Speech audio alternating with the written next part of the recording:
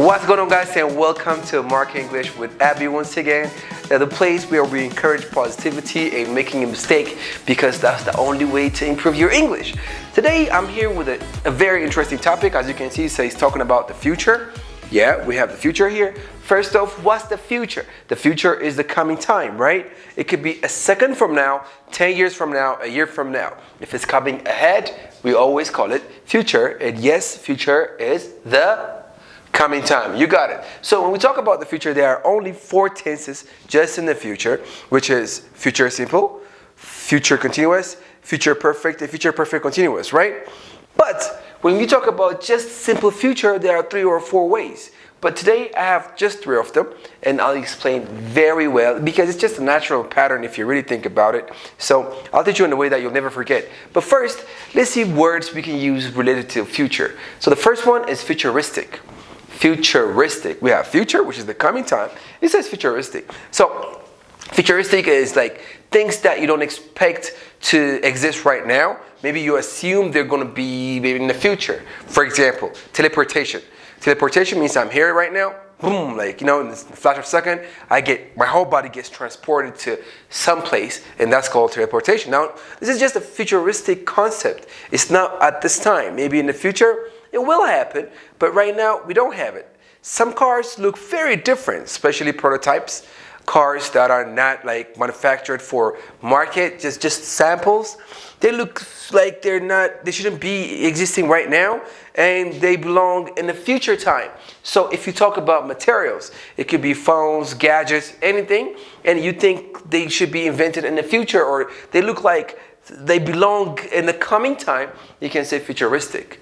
They have futuristic technology, they have futuristic this, futuristic that, okay? So like I said, we use futuristic for things or gadgets. But if it's for a person, you think he's too smart and he doesn't belong, or she doesn't belong at this time, you can say ahead of his or her time. Who do you know that's ahead of his time? I don't know, it could be a family member or someone too smart. They feel like they were born in the wrong time and their time is not now because they're not understood and they don't fit in. So those type of people says they're ahead of their time. Is it true? I don't know. Maybe they could be back of their time, but still. All right, so now let's see the natural thought process for you to think about the future. What do? First, you hear about something. Maybe it could be a car, it could be a house, it could be a course, it could be literally anything. Maybe you see your friend speaking English very well. You'd be like, okay. You decide to learn English, or you make that decision for the first time. In that case, what do we use? You already know that. We use will. Yeah, will. Good. Will. Yeah, you have your subject and you have will. Again, will is a very interesting word. I love this one because will is also your control over yourself. You know, for example, what did God give us when He brought us to this world? He gave us free will. Free will means the choice to do whatever you want in life. If you want, you can do good things and you can go to heaven, and otherwise you go against Him and you go to hell. But what did He give us? He gave us a choice. Free choice. We call it free will. So your will is your choice to do something. So as an expression, if someone keeps on making excuses and telling you, man, I think I can be rich, but this is that. I think I can live the type of life I want. But, you know, the politics here, and then I have financial constraints, and something is stopping me on the left and right side, you can tell that man, stop. Because if you really want to, if you choose to do it, there is always a way. So, if there is a will, there is a way. If you don't want if, you can say where. Where there is a will, there is a way. They go together. They are in the same place. Okay? Always when there is the willingness or the cooperation or the interest to do something, there is always the way or the method to achieve it right next to it. So they're together. Where there is a will, there is a way. If there is a will, there is a way. So will has like several meanings, but I'm not going to go through them right now, just right now. So if you decide something and you're saying it for the first time, and it takes place in the coming time, we say will. So, I will do something.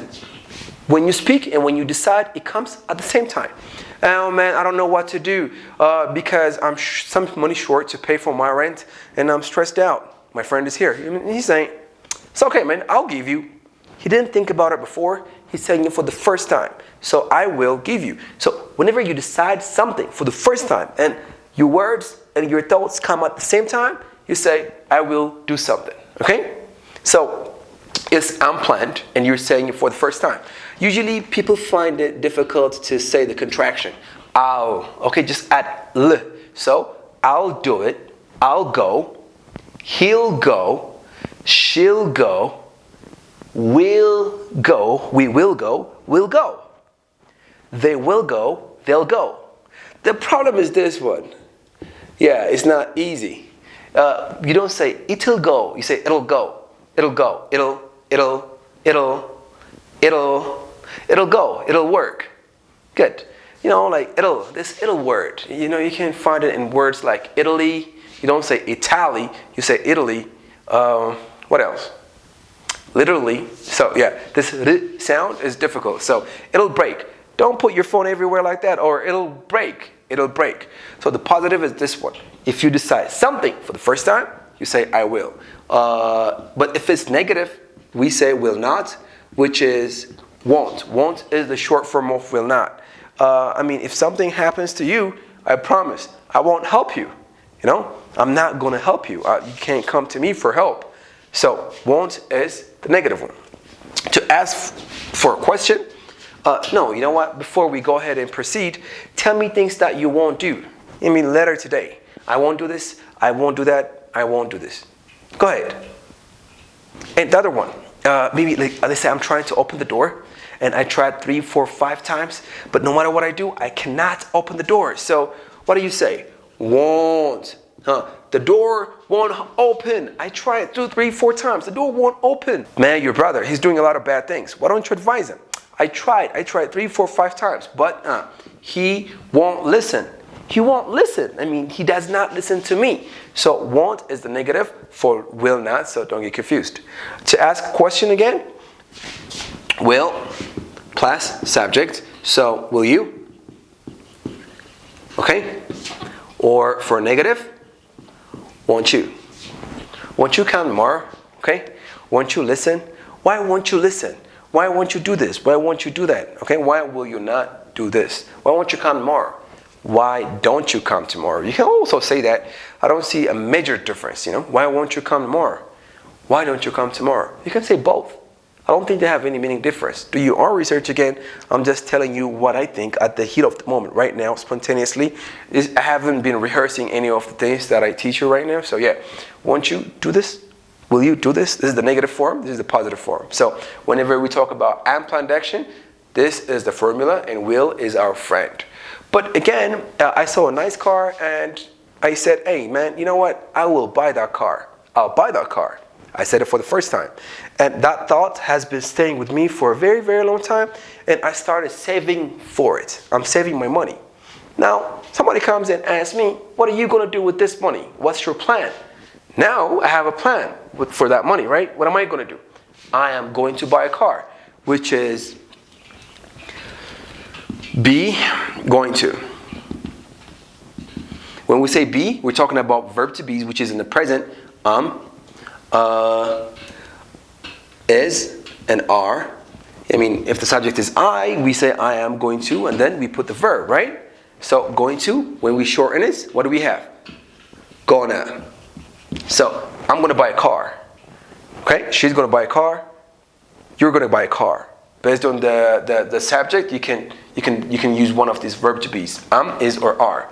But again, if you want to change it to a past, like if so when I say I'm going to buy a car, it means I have a plan to buy a car. I'll buy a car. It's just sort of a wish, you know, daydreaming.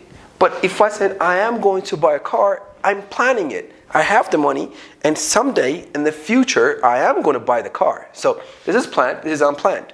But sometimes you plan things and then you change your mind. For example, I wanted to call my friend. And then I had an idea.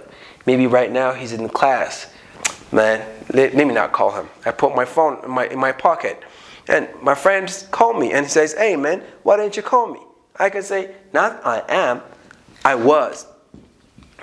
I was gonna call you, and then I changed my mind. So you can use was gonna, we were gonna come. I mean, like if the subject is we, they, and you can use were instead of was. So yeah, that's just a little insight. So I am gonna do something. This is planned, okay?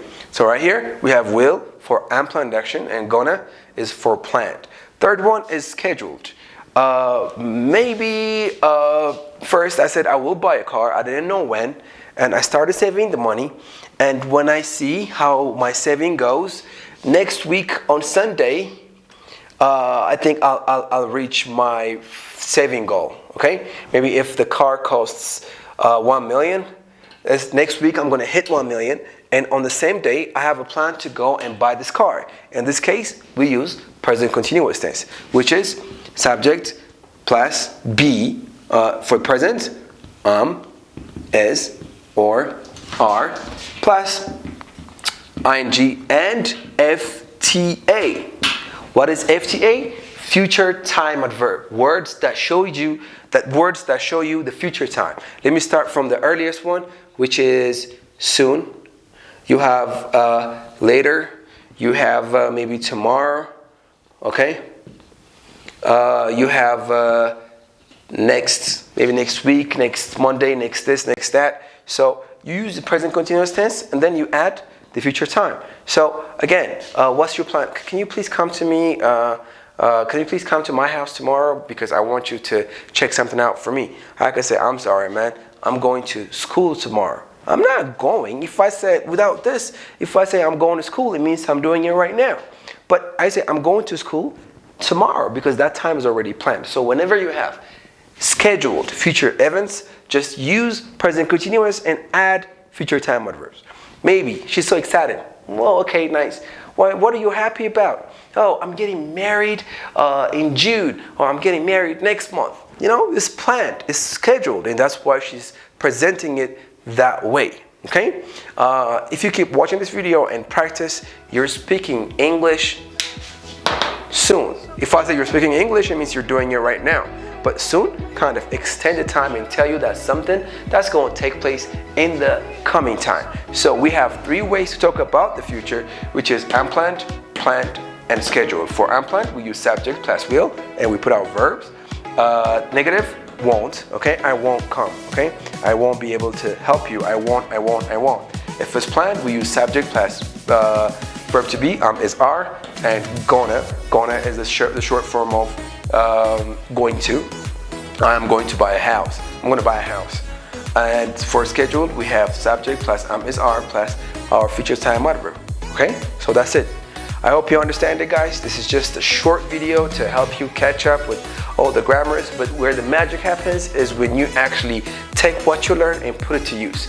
Practice. Then you'll see a very, the dramatic improvement in your English. I'm doing this almost close to midnight. I hope you enjoy it. Let me know how you feel and leave it in the comment. Thank you, guys.